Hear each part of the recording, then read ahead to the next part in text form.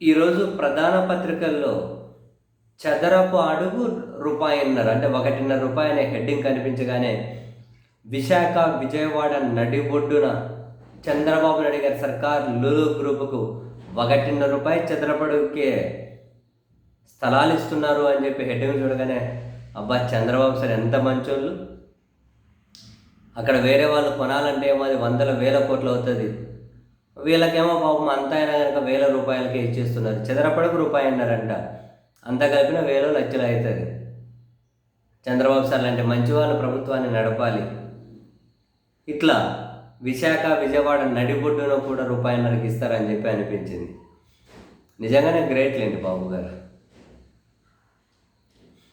విశాఖ నడిబొడ్డున లులుకు సర్కార్ భూపలహారం 13.74 ఎకరాల అత్యంత ఖరీదైన భూమి 99 సంవత్సరాలకు లీజట. విజయవాడలో 156 కోట్ల పెట్టుబడికి 600 కోట్ల విలువైన భూమి.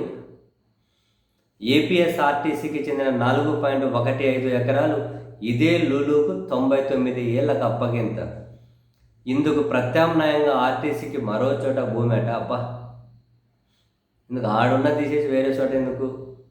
అంతకు విలువైన భూమి లులుకి ఎందుకు ఇవ్వాలి? మెగా ఫుడ్ పార్కులోని సెంట్రల్ ఫుడ్ ప్రాసెసింగ్ యూనిట్ కూడా లులుకి అట. జనసేన ఎంపీ బాలిశౌరికి చెందిన అవిషా ఫుడ్కు 115 ఎకరాలట. 104 కోట్ల విలువైన ఈ భూమి 19 కోట్లకే కట్టబెట్టిన వైనమట. శ్రీకాకుళంలో విఎస్ఆర్ గ్రూపుకు ఎకరా 11 లక్షలతో 22.5 ఎకరాలట. ప్రభుత్వ ఆస్తులు ఖజానాకు ధర్మకర్తగా ఉండాల్సిన ప్రభుత్వం రాష్ట్రంలో అత్యంత ఖరీదైన భూములను అయిన వారికి పప్పు బెల్లంలాగా పనిచేస్తుంది. ఏదైనా ప్రభుత్వ భూమిని అభివృద్ధి చేయాలన్నా లేక విక్రయించాలనుకున్నా వేలం కానీ లేదా టెండర్లు కానీ పిలిచి ప్రభుత్వానికి అధిక ఆదాయం కల్పించే వారికి కల్పిస్తారు, వాళ్ళకి ఇస్తారు. కానీ కూటమి సర్కార్ అధికారం చేపట్టిన తర్వాత ఈ సంప్రదాయాన్ని పక్కన పెట్టి నీకింత నాకింత అంటూ అడ్డగోలు భూ దోపిడీకి తెరతీస్తుంది. ఈ పరంపరలో వేలంపాట టెండర్లు లేకుండానే విశాఖ విజయవాడలో అత్యంత ఖరీదైన భూములను లులు గ్రూపులకు అప్పగించేసింది.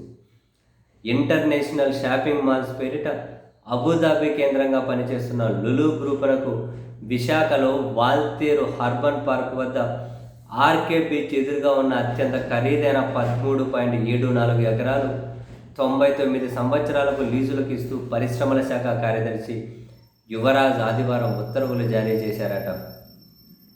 మొదటి 3 సంవత్సరాలు ఎటువంటి లీజు లేకుండా నిర్మాణం పూర్తి అయిన తర్వాత నుంచి లీజు వసూలు చేస్తారట. వావ్! అంటే చదరపు అడుగుకు నెలకు 1.5 రూపాయల చొప్పున ఏడాదికి 4.51 కోట్లట ప్రభుత్వానికి అద్దె. హైదరాబాదులో అయితే వాణిజ్య భవనాల్లో చదరపు అడుగుకు 100 రూపాయలు పలుకుతుంటే విశాఖలో కనీసం 50 రూపాయలు పలుకుతుంది. కానీ లులుకు కేవలం 1.5 రూపాయలకి కట్టబెడుతూ ఉన్నారు. ప్రతి 10 ఏళ్లకు కేవలం 10% అద్దె పెంచుతారట. విశాఖలో 1066 కోట్ల పెట్టుబడితో నిర్మించే ఈ షాపింగ్ మాల్ 2028 డిసెంబర్ నాటికి అందుబాటులోకి వస్తుందట.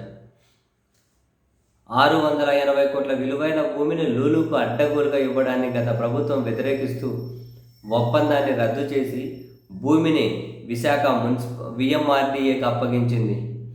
అయితే కూటమి ప్రభుత్వం అధికారం చేపట్టిన వెంటనే విఎంఆర్డీఏ నుంచి భూమిని ఏపీఐఏసీకి అప్పగించి ఇప్పుడు లులుకు కట్టబెట్టారు. విజయవాడలో లులుపై ప్రభుత్వం మరింత ప్రేమ కనబరిచింది. 156 కోట్ల పెట్టుబడి వాళ్ళు పెడతామంటే వీళ్ళు ఏకంగా 600 కోట్ల విలువైన భూమిని కట్టబెట్టేశారు. విజయవాడ నడిబొడ్డున పాత బస్ స్టాండ్గా పిలుచుకునే గవర్నర్పేట డిపోకు చెందిన 4.15 ఎకరాల భూమిని లులు చేతిలో పెట్టింది. కేవలం 156 కోట్ల పెట్టుబడితో 2.32 లక్షల చదరపు అడుగుల విస్తీర్ణంలో G+3 విధానంలో ఈ షాపింగ్ మాల్ను లులు అభివృద్ధి చేయనుందట. ఇందుకు గాను 99 సంవత్సరాల కాలపరిమితి లీజు విధానంలో ఈ భూమిని అప్పగించారట.